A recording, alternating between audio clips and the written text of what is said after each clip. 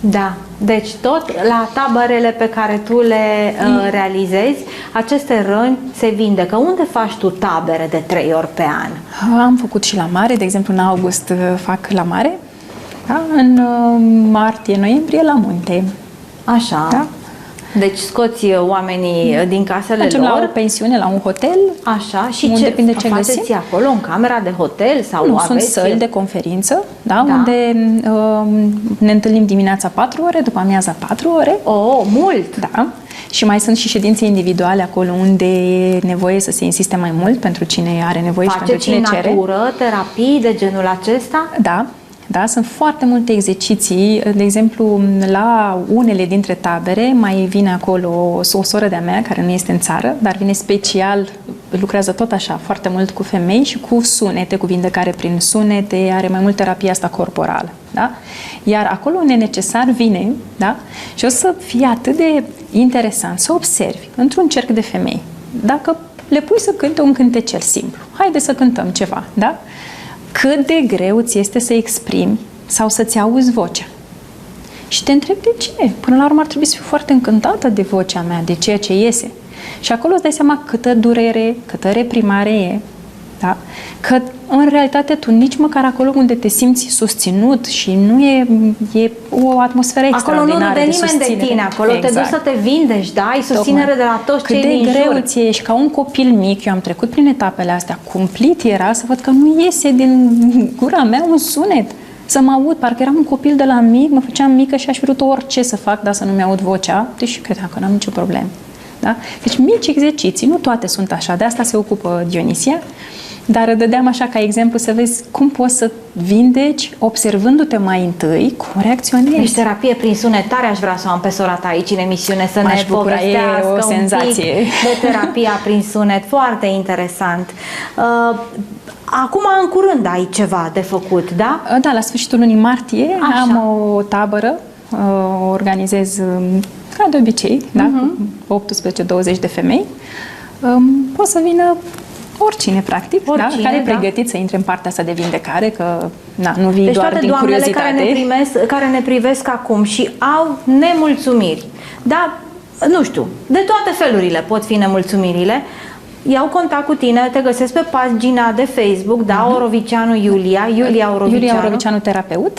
Iulia Orovicianu terapeut, îți pot scrie, te pot contacta cu întrebări despre ce faci tu, despre ce vindeci tu la o femeie și despre taberele pe care le faci tu. Prima va fi acum în martie, dar mai ales că se dă dezlegare, gata, se termină COVID-ul, a prins toată lumea, da? A prins toată lumea COVID, acum se dă dezlegare și numai bine în aceste tabere unde mergi, fiecare persoană stă singură în cameră, deci sunt poate să stea câte două, poate să stea singură în funcție de cum optează. Reguli de igienă și așa mai departe. Cu siguranță vor mai rămâne persoane care vor mai avea grijă de latura aceasta. Normal. Știi? Exact, să nu cumva să iau COVID.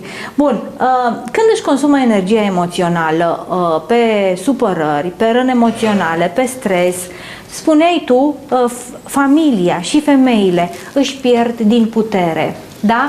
Deci, practic, și la nivel de familie se întâmplă ceva când își consumă energia emoțională pe supărări o femeie. Da, că vezi tu cum e atmosfera în casă.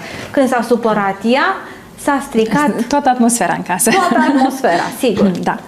Tocmai de aia spuneam cât de importantă e vindecarea emoțională la femei. Și aici riscul pentru o femeie care e implicată într-o relație pe termen lung, are copii, e căsătorită sau nu neapărat căsătorită, da? Dar e implicată mai mult decât e cazul în ceva de organizat, de făcut, în timp își poate pierde din putere. De ce? Pentru că pleci acolo și te implici total, așa cum poate ai văzut la mama, la bunica, da? Fără să realizezi că dacă tu nu ești bine, tu nu ești sănătoasă, tu nu ai o stare emoțională ok, nu ai cum să fii cu adevărat de ajutor. Ești o vreme, dar la un moment dat tu nu mai ai din ce să dai. Deci nu contează numai sănătatea fizică, doamnelor, contează foarte mult sănătatea emoțională. Lucruri despre care medicina nu vorbește, da? Când te duci la doctor, primul lucru ar trebui să te întrebe De ce credeți că v-ați îmbolnăvit de inimă, de exemplu? De ce credeți? Ce supărări aveți? Exact. Ce supărări ați avut până acum? Ce supărări aveți? Hai să vedem ce e nevindecat. Pe când doctorul se uită, aveți cardiopatie ischemică, luați 10 medicamente. Da. Nu așa va fi medicina viitorului. Avem noroc că deja niște oameni s-au trezit, niște medici s-au trezit, care tratează pacienții altfel. Da? Da, e necesară și partea. Să spunem că ajungi deja într-o situație în care nu mai poți să stai 3 ani. Tratezi partea acută, da, ok. Ca să nu mori. Ca să nu mori, exact, ai nevoie. Dar în realitate omul trebuie să-și asume și el responsabilitatea vieții lui. Pentru că sunt persoane care, uite, acum au acces. Da? Că e un program online, că e o terapie, un terapeut, un psihiatru, un psiholog, un medic, găsești, da? Dar dacă tu nu vrei să faci nimic și tot te duci la doctorul ăla să-ți dea și îi mai spui și că nu te-ai făcut bine, nu-ți mai trece odată, ai deja o lipsă de asumare a propriei vindecări. Adică fă și tu ceva, eu îți dau pastila aia, da, fă și tu ceva să vezi ce e pe acolo, că nu poți doar așa. Doar cu pastile, sigur. Și dacă oamenii se trezesc, atunci și medicilor o să le fie mai ușor și schimbările apar. Pentru că lucrăm toți. Deci energia cea mai bună în casă va fi când femeia este bine, nu bărbatul, capul de familie, da? Știi că pe vremuri femeia stătea acasă, avea grijă de casă, de familie. Acum lucrurile stau cumva altfel. Femeia vine și ea curând de la serviciu, emoționale, frustrată, încărcată. Vine acasă, ești luat de bun. Te iau copiii, te ia soțul, trebuie să faci mâncare, trebuie să ai grijă să fie totul pregătit pentru a doua zi. Cât poți să o duci așa? Asta, de unde găsești resurse pentru așa ceva? Exact asta m-a întrebat o doamnă acum săptămâna trecută în programul online. Iulia, ok, tu spui asta. Cum pot eu să fac față la toate lucrurile astea când? Copilul 1, copilul 2, serviciu. Și spuneam că ceea ce trăiește ea și multe femei, da, este o consecință a ceea ce a văzut și ce s-a întâmplat în ultimile generații, dar și ultimii ani de viață. Și spuneam, eu am trăit-o pe pielea mea. Da? În momentul în care ție ca femeie, ți-e teamă că pierzi controlul. Tu ca femeie ești supărată pe bărbatul de lângă tine. Tu nu-i mai dai credibilitate. Tu nu mai vrei ajutor de la el pentru că te-a dezamăgit odată, de 2, de 3, de 10 ori și ai văzut asta și la mama în raport cu tata. Undeva tu te-ai închis și tu nu mai primești niciun ajutor. Tu vrei să le faci tu pe toate. Ori asta nu există. Sau le faci, dar le faci prost. În momentul în care tu înțelegi că e important să ceri ajutorul, că multe femei spun, dar de unde găsești? Dacă n-ai de unde, apare. În momentul în care femeia este corectă cu ea și își dă seama că în vulnerabilitatea ei are nevoie de sprijin, apare o prietenă, apare o altă femeie. Înainte femeile se ajutau, trăiau în comunități și se ajutau unele pe celelalte. Vai de mine, la mine pe scară, cum erau plimbați de la etajul, pleca mama, eram la parter la doamna Florea, nu eram la doamna Florea, eram la cealaltă doamnă, deci eram purtați noi copiii. Da, de-aia spun că apare, pentru că și eu am trecut, mai ales cu primul copil, cu fetița, care acum e mare, are 13 ani, da? Eu trebuia să le fac pe toate. Dar nu s-a apropiat nimeni. Cel mult mama un pic când venea în vizită la București, că chiar aveam nevoie să mă duc la o formare, la un curs, la ceva, dar în rest eu. Și din ce în ce mai multă furie, că nu sunt ajutată, dar nu sunt așa cum vreau eu, că trebuie așa, nu că ne Pampers aici, trebuie invers. Și mi-am dat seama, opa, stai un pic, cine sunt eu? Și ușor ai nevoie să pui frână. Da, te ia durerea, frica, ai senzația că dacă nu le mai faci tu, nu le face nimeni. Că nu le face suficient de bine. Dar credeți că copilul ăla suferă dacă îi pui Pampers-ul invers și căciula pe ureche? Fericire să fie în jurul lui și armonie și n-are absolut nicio problemă. Da? De-aia de multe ori în femeie apar problemele astea de la suferință și de la neîncredere, rănile alea de respingere, de nedreptate, își asumă mai mult decât pot să ducă. La început pot să ducă, dar în detrimentul cui? Ori a serviciului, ori a copiilor, ori a partenerului și la un moment dat tot dezechilibrat ajungi și tot nefericită. Și atunci când tu pui un pic frână și spui, ok, hai să văd ce e aici, ce mă face să alerg ca nebună, da? Hai să stau un pic să văd ce vreau să fac cu viața mea. Cum pot să mă organizez mai bine? În ce capitole ale vieții mele pot să primesc ajutor, astfel încât să nu fac din toată asta un talmeș-balmeș și să nu iasă nimic bine. E greu la început, foarte greu să lași un pic controlul și să-ți dai seama cât de rănit ești de alergi așa și vrei să le faci pe toate. Dar când observi asta și oamenii vin să te ajute pentru că tu nu mai ești acolo luptătorul, da? Și începi să-ți dai seama, wow, cât de frumos putem să colaborăm și să lucrăm împreună. Nu e ușor de ajuns acolo, adică nu Ce simplu e! Nu? Ce simplu e de fapt! Da. Ce simplu e de fapt, trebuie doar să recunoști când nu mai poți. Nu mai pot și suferința ne face să nu recunoaștem, pentru că de multe ori spunea, merită. Nu merită nimeni. E vorba de durere. Ți-e atât de frică să mai accepti odată ajutorul ca să nu te simți trădat, rănit, încât preferi să nu mai accepti nimic. Dar în timp, e ok. Bun, atât de simplu e și atât de simplu puteți să vă rezolvați problemele, doamnelor.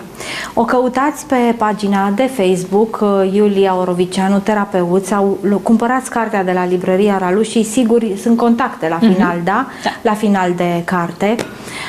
Așa cum spunea Iulia, face tabere online, tot felul de cursuri. Prima tabără este în luna martie, undeva la munte. Înțeleg că n-ați stabilit locația, dar vei veni aici în emisiune să povestești.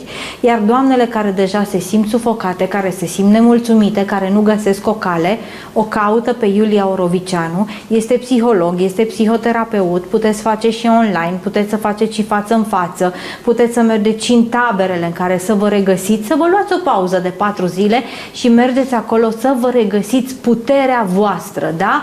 Că atâta vreme cât aș cedat puterea în favoarea serviciului, în favoarea colegilor, în favoarea copilului, a soțului, a mâncărurilor din cratiță, a călcatului zilnic și a spolatului, s-a terminat mulțumirea voastră sufletească și nu vă mai regăsiți, da? Da, și știi că era vorba, dar nu doar vorba, că pe ce pune mâna femeia acolo se simte când e implicată sufletește sau nu, o mâncare pe care o gătește, dacă ea e acolo femeia trup și suflet locul, și ea nu? pune muzică și cântă și acolo mâncarea aia când o mănânci și atâta plăcere și atâta bucurie în ea, chiar și un sandwich dacă îl faci. Când e frustrare, supărare și tu nu mai poți și nu mai poți și nu mai poți, parcă nimic nu mai are gust bun. Nimic, nici casa nu mai arată bine, nici o casă dezordonată, dar acolo unde lumea e fericită și armonie, nu te interesează, te duci acolo, te simți extraordinar de bine. Degeaba spuse toate la locul lor și o răceală de inde, ai senzația că intri în mormânt. Da. Și acolo e durere, acolo nu e nimic de... La multe femei, la toate le spun lucrul ăsta, nu te condamna pentru nimic. Orice ai făcut, orice ai trăit, atât ai putut tu până în punctul ăsta. Important e ce faci de acum înainte, că nu face nimeni așa de plăcere. Fiecare luptă în felul lui să facă față vieții, dar în momentul să te oprești, să spui, pot să fac oare altfel? Hai să învăț și altfel, că uite, până acum, doar până aici am ajuns. De acum înainte poate reuși să merg altfel. Vor merge altfel, căutându-te. Iulia Orovicianu, terapeut, cărțile sunt la librăria Ralu. Mulțumesc că ai venit până la Brașov, este o plăcere discuția cu tine și te aștept în luna martie din nou să povestim de tabără cu adevărat, unde să vină doamnele și unde să acceseze programele pe care tu le pui în practică ca psiholog, ca terapeut, ca femeie, vindecările acestea de care fiecare dintre noi avem nevoie, mai ales că se termină acum cu pandemia și cine știe ce lilie ce ies la suprafață. Nici nu vreau să mă gândesc la copiii noștri care peste câțiva ani vor da piept, poate altfel cu viața și această perioadă cu siguranță nu le-a fost de ajutor. Oamenii care au stat închiși în casă, cu frica în sân. Deci, doamnelor, căutați-o pe Iulia Orovicianu și luați-o din timp, da, și vindecați toate lucrurile pe care a trebuit să le încasați. Înainte de pandemie, în pandemie, mulțumesc că ai venit alături și de eu noi. Mulțumesc de invitație, e o mare bucurie de câte ori primesc mesaj de la tine. Merg la Cornelia! Merge la Cornelia și merge la Brașov și ea și ia o pauză. Da? Spune, da, nu, e o pauză extraordinar de binevenită. Înainte, dacă mai ții minte, când erau copiii mai mici, veneam cu ei. Da. Acum vin singură cu soțul. Da? Așa. Și ne luăm o pauză de 2 zile. Este weekendul vostru, așa că da? îți mulțumim. Și mergeți încărcați la București înapoi. Exact. Cu mare drag. Petrecere frumoasă la Brașov, iar dumneavoastră citiți cărțile și căutați-o dacă ceva nu funcționează bine în viața dumneavoastră. Mulțumesc, Iulia!